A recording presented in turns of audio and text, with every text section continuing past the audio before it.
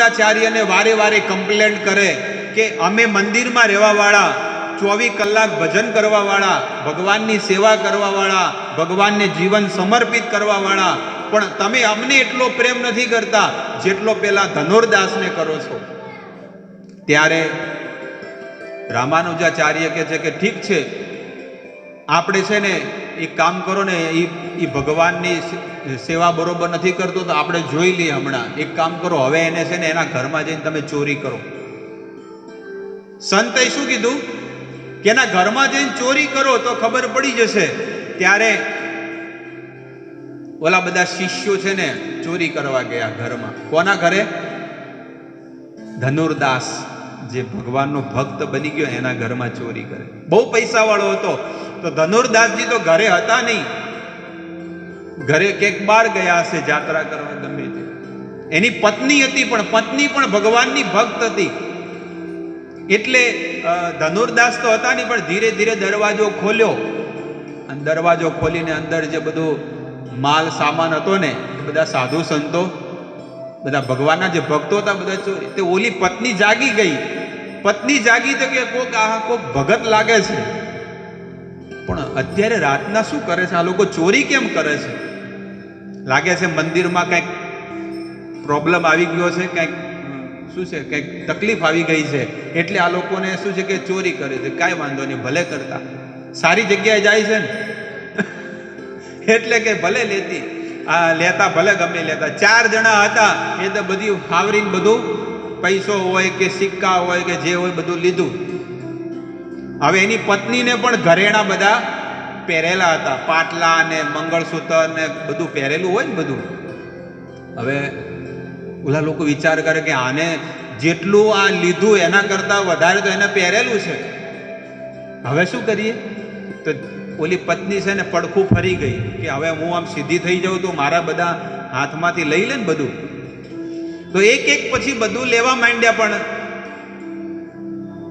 આ બાજુના હાથમાં છે ને હજી ઘરેણા હતા. એ કે હજી થોડું ફરકું, પડખું થોડું ફરું એટલે આ હાથને બધા લઈ લે. પણ જેવી હલન ચલન કરી પેલા કે હવે જાગી જાહે અને કૌભાંડ ફૂટી જાય, એના કરતા ભાગો અહીંયાથી. બધી મિલકત જે ધનુર્દાસના ઘરમાં જે હતી એ બધી ત્યાં આગળ આપી દીધી ગુરુજી કે હારું કર્યું. હેડો. 2-3 દિવસ થયા અને ધનુર્દાસજી એ પોતાના ઘરે જ્યારે આવ્યા અને ઘરે જઈને જ્યારે કીધું, પત્નીએ કીધું કે સાંભળો છો કે શું થયું? કે આપણા ઘરે છે ને તમે જે મંદિરે જાઓ છો ને એ સાધુ સંતો આવ્યા હતા અને બધું લૂંટીને લઈ ગયા. તો કે આ અમુક આટલા વધ્યા છે ઘરેણા. એક પાટલો હતો, એક બાજુનો જે સામાન હતો ને, એક પગનું બધું, એ બધું પડ્યું. તો કે આટલું હાલ દેવું હતું કે પછી શું કામ રાખ્યું? ના કે ભાઈ આ સેટ જ આપી દેવો તો આખો. એક પાટલો ને મંગળસૂત્ર ને બધું અમુક બાકી રાખ્યું હતું. ત્યારે મને એવું લાગે છે કે તારી આસક્તિ આમાં છે, તને પ્રેમ શેમો છે હજી આમાં? ના મને નતો. લો, પ્રેમ હોય ને તો હું તમને આપી દઉં છું, મને નથી પ્રેમ. તમે જેમ કહો છો એવી રીતે હું જીવન જીવવા તૈયાર છું. ત્યારે ધનુર્દાસજી છે ને એ બધું જે મિલકત હતી ને એ બધી આચાર્યને આપી દીધી, રામાનુજાચાર્યને, અને આપી દીધી બધી. પણ કાંઈ કીધું નહીં કે બસ કે મારી પાસે આટલું વધ્યું છે તમે લઈ લો ને ભગવાનની સેવામાં લગાડી દો. ત્યારે પેલા બધા મંદિરમાં જે રહેવાવાળા હતા ને એ બધાને કહે છે કે જુઓ આ વધ્યું હતું ને એ પણ શું કર્યું? ભગવાનની સેવામાં આપી દીધું છે, ઠાકોરજીની સેવામાં. હવે એ રામાનુજાચાર્ય છે ને એક પેલું શું કહેવાય કે પેલા સાધુ સંતો કોપીને પહેરે, ખબર છે? મંદિરમાં રહેવાવાળા સાધુ સંતો શું કરે? કોપીને પહેરે. એટલે કોપીને રામાનુજાચાર્ય શું કર્યા? બધાના કોપીને શું કર્યા? ફાડી નાખ્યા. અને બધા હવારમાં નાહી ધોઈને બધા આવે, પણ કોપીન પહેરવા જાય તો પણ બધાના કોપીન ફાટેલા હતા. બધા એકબીજા હાથે ઝઘડા કરવા માંડ્યા કે તે મારું કોપીન ફાડ્યું, તે મારું કોપીન ફાડી નાખ્યું, અને એકબીજામાં હવારમાં માથાકૂટ કરવા માંડ્યા. ત્યારે બધા લોકોએ કમ્પ્લેન્ટ છે ને રામાનુજાચાર્યને કરી, અને રામાનુજાચાર્ય કહે છે કે જુઓ, ધનુર્દાસ ભલે ભગવાનનું ભજન કરે છે, ભલે મંદિરમાં નથી રહેતો, પણ તોય શરણાગતિ ભાવથી ભગવાનની કેટલી સુંદર સેવા કરે છે. અને તમે મંદિરમાં રહીને કોપીનમાં આસક્તિ રાખી છે. એટલે કે છે કે આસક્તિને મોહ મમતા ક્યારે ન રાખવી જોઈએ. આ જ જગતની અંદર માણસની અંદર છે ને, સંસારમાં નાની નાની વસ્તુઓમાં આસક્તિ છે, અને આ આસક્તિને કારણે જ માણસ આ જગતમાં ફસાયેલો છે. આ છે ધનુર્દાસનું જીવન. કેટલું શુદ્ધ પવિત્ર જીવન જીવી અને ભગવાનને પ્રાપ્ત થઈ ગયા. ઘડી બે ઘડીના મહેમાન છીએ આપણે, વધારે નથી. બસ 2-5 વર્ષના ગરાગ છીએ, અને 2-5 વર્ષમાં આપણી ઠાઠડી બંધા હે. આપણા ડાઘુઓ તૈયાર, આપણા લાકડાઓ તૈયાર પડ્યા છે. આપણે જે શમશાનમાં આપણા અંતિમ સંસ્કાર થવાના છે ને, એ પણ ચિતા તૈયાર પડી છે. બસ આપણી ચિઠ્ઠી ફાટવાની તૈયારી છે. એટલે વિચાર કરવો જોઈએ કે ભગવાને જો આટલું સુંદર જીવન આપ્યું છે ને, તો એનો સદુપયોગ કરી લેવો જોઈએ. નાની નાની વાતમાં માણસ છે ને, પોતાના પરિવાર સાથે વાતચીત નથી કરતો, પોતાના મિત્રની સાથે વાતચીત નથી કરતો. તમારા મારા જીવનમાં આપણે ચલો વાત કરીએ કે આપણે આ અહીંયા રહીએ છીએ, ચલો આપણે પાલનપુર ક્ષેત્રમાં. આપણી સાથે એવા પણ માણસો હશે કે જેને આપણે નથી બોલાવતા. જો છે ને, દુશ્મન છે કે નહીં? કોક તો હશે, કેટલાય હશે. કોકની વાત ક્યાં કરો, કેટલા કે આ મારે આની હાથે નથી જામતું.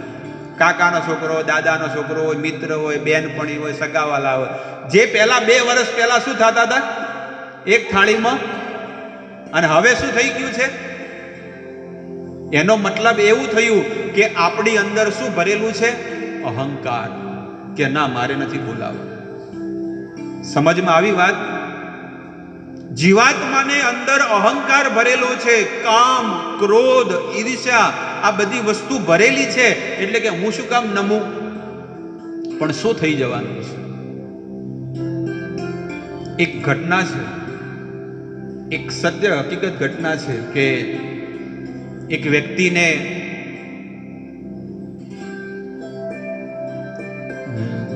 બહુ ભયાનક રોગ થયેલો, જેવી રીતે કેન્સર જેવો રોગ હોય ને, એવો એને રોગ થયેલો.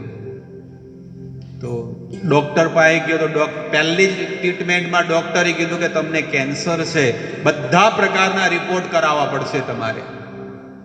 તો કે ઠીક છે, હું રિપોર્ટ કરાવવા માટે તૈયાર છું. સાંજે રિપોર્ટ આવશે તો તમે આવીને લઈ જજો.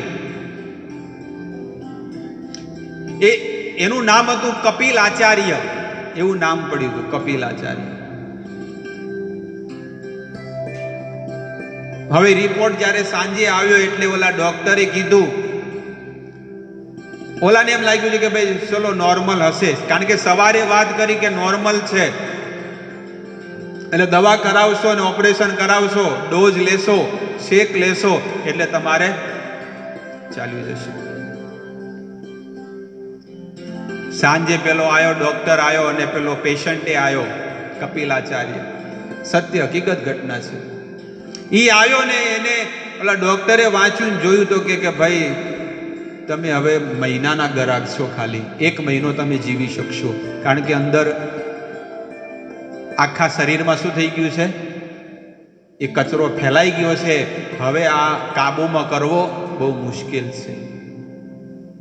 તમે વિચાર કરો કે જેણે 50 વર્ષ સુધી જીવન જીવ્યો હોય અને અચાનક એમ કીધું કે 1 મહિનાનો ગરાગ છે, તો કેવો થાય અંદર?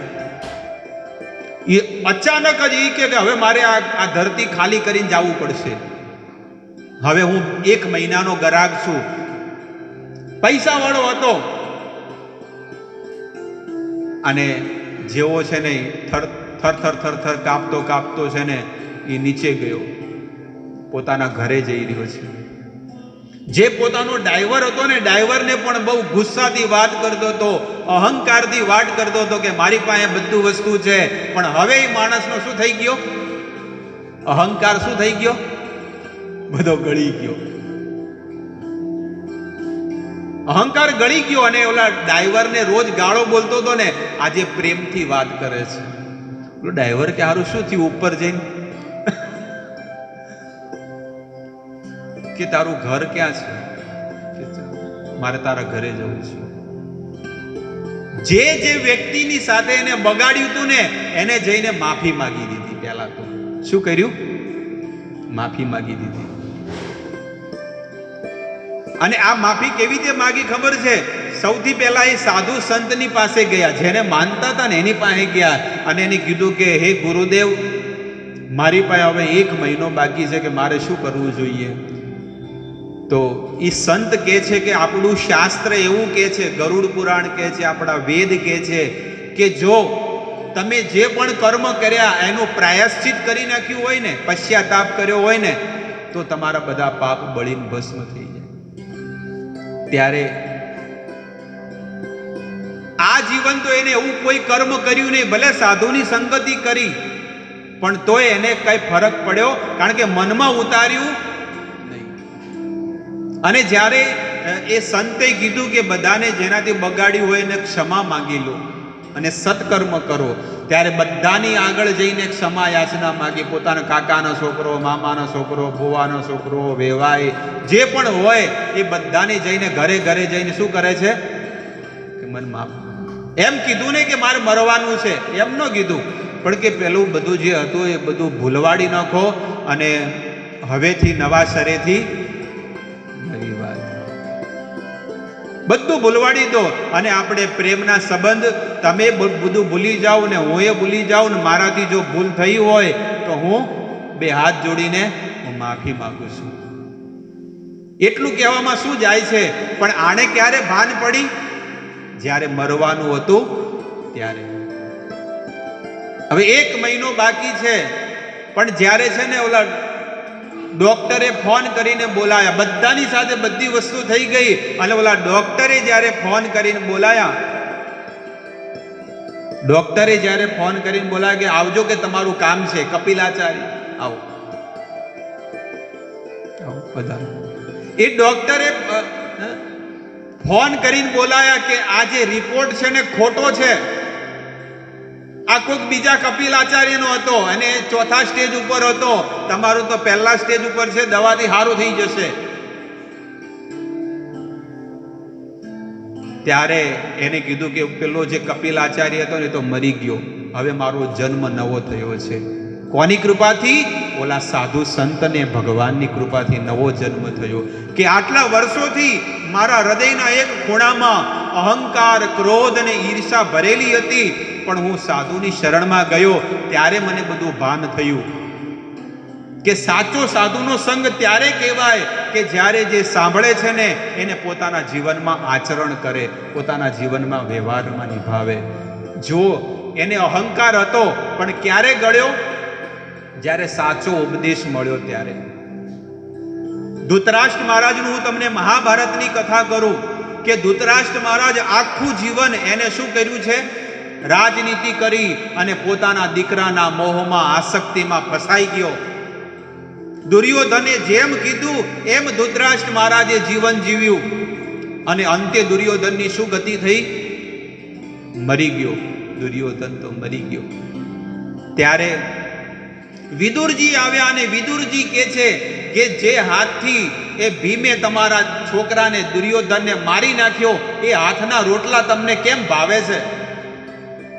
આ ભીમના હાથના રોટલા તમે ખાવ છો કે તમારા છોકરા 100 છોકરાઓને તમારા આ 5 પાંડવોએ મારી નાખ્યા અને એના હાથનો રોટલો તમે ખાવ છો? એવો કડક ઉપદેશ આપ્યો ને અઠવાડિયાની અંદર એ ધૃતરાષ્ટ્ર મહારાજનું જીવન બદલાઈ ગયું. ગાંધારી, ધૃતરાષ્ટ્ર, કુંતી અને વિદુર આ 4 જણા હિમાલયમાં ગયા અને હિમાલયની શરણમાં જઈ અને ભગવાનને પ્રાપ્ત થઈ ગયા. શું ધૃતરાષ્ટ્ર મહારાજને ખબર નહોતી કે હું અધર્મ કરું છું? પણ એક સાચા સાધુની શરણમાં જ્યારે કોઈ જાય અને પોતાના જીવનમાં ઉતારે ને તો નિશ્ચિત આજે પણ એનું જીવન પવિત્ર થઈ શકે છે, બદલી શકે છે. બદલવું કે ન બદલવું એ આપણા ઉપર છે. આપણે કહેવત છે કે ઊંઘેલાને જગાડી શકાય, પણ જે ઊંઘવાનું નાટક કરતો હોય એને બસ એવું જ જીવન આ જગતમાં માણસોનું છે કે જાણે તો છે જ કૃષ્ણસ્તુ ભગવાન સ્વયં આ સૃષ્ટિના તારણહાર છે અને એમનું ભજન કરવું, ભક્તિ કરવી એ આપણો ધર્મ છે. પણ પશ્યન અપી ન પશ્યતિ, જેમ પેલો સુતેલો છે ને એ જાગેલો જ છે પણ તોય નાટક કરે છે, એવી રીતે આપણે પણ જીવનમાં આ જ દશા છે, આ જ સ્થિતિ છે. એટલે સાધુ સંતોની શરણમાં રહીને આપણું જીવનને પરિવર્તન કરવું જોઈએ.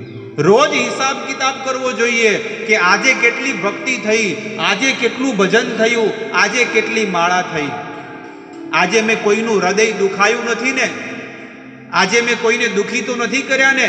તો ભગવાનને પ્રાર્થના કરવી જોઈએ કે ભગવાન મને એવી સદબુદ્ધિ આપો, મને એવા સારા વિચારો આપો, મને એવા સારા આશીર્વાદ આપો કે હું નિત્ય તમારી સેવા કરતો રહું.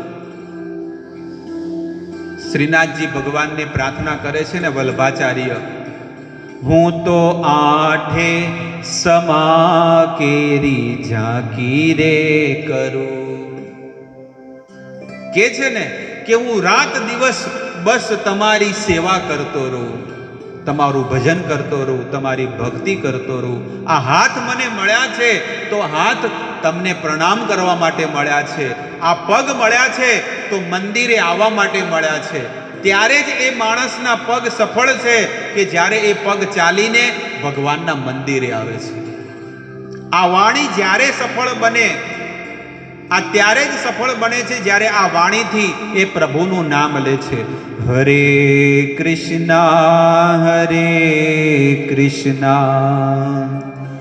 કૃષ્ણ કૃષ્ણ હરે હરે, હરે રામ રામ રામ હરે હરે. ત્યારે જ આ આપણી વાણી પવિત્ર બની શકે છે. હમણાં મેં વાત ન કરી અડધો કલાક પહેલા કે 9 દ્વારે પૂરે દેહી, આ 9 દ્વારથી માત્ર ગંદકી નીકળે છે. પણ જો એક દ્વાર જે છે ને, દ્વાર તમને ગણાવું, 2, આ 2 દ્વાર છે, 4, 6, 7 મળ અને ગુદા, મળ એટલે ટોટલ કેટલા થયા? 9 દ્વાર છે શરીરના, પણ 9 દ્વારથી માણસ ગંદકી કાઢે છે. પણ એક દ્વારથી પણ જો માણસ સારી વસ્તુ કાઢે, આ વાણીથી પ્રભુનું નામ લેતો, આ વાણી મળી છે તો આ વાણીથી ભગવદ્ ગીતા રોજ વાંચે કે આજથી હું સંકલ્પ કરીશ, આ ડિસેમ્બર મહિનો છે, ગીતા જયંતિ છે, હવેથી હું સંકલ્પ કરીશ કે રોજ હું છે ને ભગવદ્ ગીતા વાંચીશ 10 મિનિટ 15 મિનિટ. આની અંદર એક દોરડી આવે, અંદર વચ્ચે દોરી આવે, એ દોરી વચ્ચે લગાવી દેવાની. 10 પત્તા વાંચ્યા હોય તો પછી દોરી અંદર વચ્ચે રાખીને પછી મૂકી દેવાની. કાલે ફરીથી 11મા પત્તાથી ચાલુ કરવાની. પણ રોજ નિયમ રાખવાનો. જેમ 12 વાગે એટલે આપણે બપોરે 12-1 વાગે એટલે શું થાય? અંદર ઈચ્છા થઈ જાય ને, એવી આવી ઈચ્છા ક્યારે થાય? ભક્તિ કરવાની, વાંચન કરવાની, ધર્મનો પ્રચાર કરવાની, ભગવાનની સેવા કરવાની. આવું જ્યારે જીવન હશે ને તો જ આપણું જીવન સફળ બની શકે, ન કે કાંઈ કામનું નથી. તો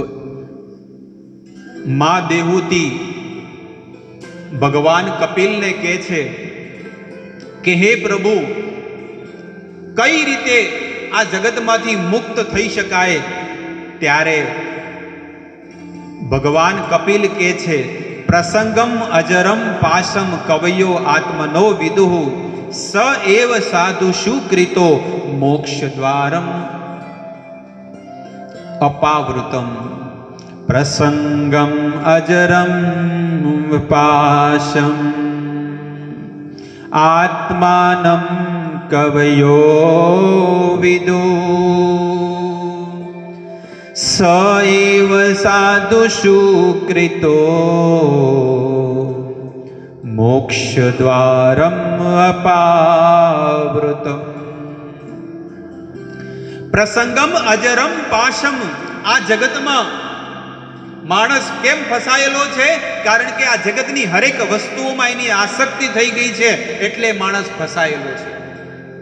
તમે ક્યારેક સુસુપ્ત અવસ્થામાં તમે રહો, તમારું મન કેટલી જગ્યાએ ભટકતું હશે. સુસુપ્ત અવસ્થામાં એટલે ઊંઘેલી અવસ્થામાં અલગ દુનિયાની અલગ અલગ વસ્તુમાં ભટકેલું. દિવસે તમે જે જોવો છો ને, એ રાતે તમને ઊંઘમાં એ વસ્તુ દેખાશે. એવી રીતે આ જીવન જેવું કર્મ કરશો એ અંત ઘડીએ તમને દેખાશે. પણ જો ઠાકુરજીના દર્શન કરો, રોજ સવારમાં ભગવાનના દર્શન કરો, ભગવાનની માળા કરો અને તમારું નિત્ય કર્મ પણ કરો. ભગવાનની માળા કરો, એમના દર્શન કરો, આરતી કરો, એમનો સત્સંગ સાંભળો, આ કાન દ્વારા ભગવાનના ગુણોને સાંભળો, તો છેલ્લે પણ ભગવાનનું શું થશે? મરતી વેળાએ ભગવાનનું સ્મરણ થશે. કારણ કે અંત સમયે જ્યારે તમે પથારીમાં પડ્યા હશો, ઘરવાળા, પરિવારવાળા, કુટુંબવાળા ચમચી ચમચી શું કરશે? પાણી પીવડાવશે અને તમે આમ સુષુપ્ત અવસ્થામાં સૂતેલા હશો. બધા લોકો તમને જોવે છે, પરિવારવાળા, દીકરા, દીકરીઓ, ભત્રીજા, કાકા, મામા, બધા લોકો આયા છે. આખા પરિવાર ઊભા છે અને તમે સુષુપ્ત અવસ્થામાં સૂઈ રહ્યા છો. તમારે કંઈક બોલવું છે પણ તમે બોલી નથી શકતા. શું કે છે? શાસ્ત્ર કહે છે કે ગળામાં કફ ફસાઈ ગયો છે અને કંઈક બોલવું છે પણ એ બોલી નથી શકતો. અને કફ પિત્ત વાળો જે માણસ હોય ને, એ બોલી ન શકે અને છેલ્લે છે ને ઘર પરિવારના લોકોને જોઈ અને માણસ મરે એટલે પછી શું થાય? મર્યા ચડી શું થાય? ગોગ થાય કે હવે બેહારવા પડશે. પણ જે માણસ પ્રભુનું ભજન કરે, પોતાનો ઘર પરિવાર નિભાવે, કુટુંબ સંભાળે, નોકરી ધંધો કરે, પણ સાથે સાથે રોજ પ્રભુના દર્શન કરે, ભગવાનનો સત્સંગ સાંભળે, મંદિરે આવીને ભગવાનની માળા કરે, ભગવાનની સેવા કરે, પછી એને સંસારમાં આસક્તિ નહીં થાય, એને ભગવાનમાં આસક્તિ થઈ જશે, એને ભગવાનમાં પ્રેમ થઈ જશે. ભગવદ્ ગીતામાં 8મા અધ્યાયમાં ભગવાન કહે છે, અંતકાલે ચ મામેવ સ્મરન મુક્ત્વા કલેવરમ ય પ્રયાતિ સમદ્ભાવમ યાતિ નાત્રત્ય સંશય. અંતકાલે ચ મામેવ સ્મરણ મુક્ત્વા કલેવરમ. હે અર્જુન, જીવનના અંત સમયમાં જો મારું સ્મરણ કરતા કરતા કરતા એ શરીરનો ત્યાગ કરે ને, તો વૈકુંઠ ધામને પ્રાપ્ત કરે છે. અને જીવનમાં સંસારનું સ્મરણ કરતા કરતા કે આખું જીવન પાપ કર્મ કરતા કરતા જો આ કાયાને છોડી, તો એ પાપ કર્મ એને નડશે અને એ નરકનો ગામી બનશે, દુઃખ ભોગવશે. અને સારી વસ્તુ શું છે અને ખરાબ વસ્તુ શું છે આપણને બધાને ખબર છે કે આ સારી વસ્તુ છે અને આ ખોટી વસ્તુ છે, આ સત્કર્મ છે અને આ અધર્મ છે. ધર્મ અને અધર્મ બધું જાણીએ છીએ, એટલે સ્વયં તમે પોતાના ગુરુ બનો અને પોતે જ સારું આચરણ અને સારું જીવન જીવી અને આ જગતમાંથી વિદાય લો. સ એવ સાધુ સુકૃતો. એટલે ભગવાન કપિલ કહે છે કે આ જ આસક્તિ જો તમે સંસારમાં કરી છે, એટલી જ આસક્તિ સાધુ સંતો પ્રત્યે અને ભગવાન પ્રત્યે રાખશો ને, તો કે છે મોક્ષ દ્વારમ અપાવૃતમ. આ જીવાત્માનું શું થઈ જશે? મોક્ષ થઈ જશે, એની સદગતિ થઈ જશે. એટલે સત્કર્મ કરવા જોઈએ, સારું કર્મ કરવું જોઈએ. આવી રીતે ભગવાન કપિલ કહે છે. અને આજની કથાથી આપણને ઘણી બધી વસ્તુ શીખવા મળી કે જીવનમાં જો જીવન જીવવું હોય તો ભગવાન માટે જીવન જીવો, આસક્તિ રાખવી હોય તો ભગવાનમાં રાખો, પ્રેમ કરવો હોય તો ભગવાનને પ્રેમ કરો. ઘણી વખત આપણે સાંભળીએ છીએ કે એક દીકરી, એક કન્યા જ્યારે એના વિવાહ થઈ જાય અને લગ્ન કરીને જ્યારે સાસરે આવે તો બધાને પ્રેમ નથી કરતી. દેવરને, દેરાણી, જેઠાણી, નણદ, ભાભી, સાસુ, સસરા, કાકા, કાકી બધાને પ્રેમ કરે, પણ જ્યારે સાચો પ્રેમ કરવાની વાત આવે તો કોને કરે? પોતાના ધણીને કરે છે, પોતાના પતિને. એવી જ રીતે આપણું વેદ કહે છે કે આ જગતમાં ભલે તમે દુનિયામાં બધાની સાથે સંબંધ રાખો, પણ જ્યારે સાચો પ્રેમ કરવાની વાત આવે ને તો તમે ભગવાનને પ્રેમ કરો. ભગવાનને પ્રેમ કરવાથી સંસારના દરેક જીવોને પ્રેમ થઈ જશે. જેવી રીતે મૂળમાં પાણી રેડો તો મૂળમાં પાણી રેડો તો ડાળીએ ડાળીએ ને પાંદડે પાંદડે પાણી પહોંચી જાય. એવી રીતે જો કોઈ ભગવાનને તૃપ્ત કરે, ભગવાનને પ્રેમ કરે તો બીજા કોઈને તૃપ્ત કરવાની જરૂર રહેતી નથી. જેવી રીતે 2000ની નોટ હોય એમાં બધી વસ્તુ આવી ગઈ છે. 2નો સિક્કો, 1નો સિક્કો, 5ની નોટ, 10ની નોટ, 20ની નોટ, 50ની નોટ, 100ની, 200ની, 500ની બધી વસ્તુ એ 2000ની નોટમાં બધું આવી ગયું. એમાં તમારે કોઈ બીજા એક્સ્ટ્રા સિક્કા ભેગા કરવાની જરૂર નથી. એવી રીતે જ્યારે કોઈ ભગવાનને સુખી કરે છે તો તમારા પિતૃઓ, સમાજ, પરિવાર, કુટુંબ ને આ દેશ, આ બધા લોકો સુખી થઈ જશે. તો અહીંયા જ હું મારી વાણીને વિરામ આપું છું. 10 વાગે કથા શરૂ થઈ હતી, હવે હું અહીંયા મારી કથાને વિરામ આપું છું. 2.5 કલાક સુધી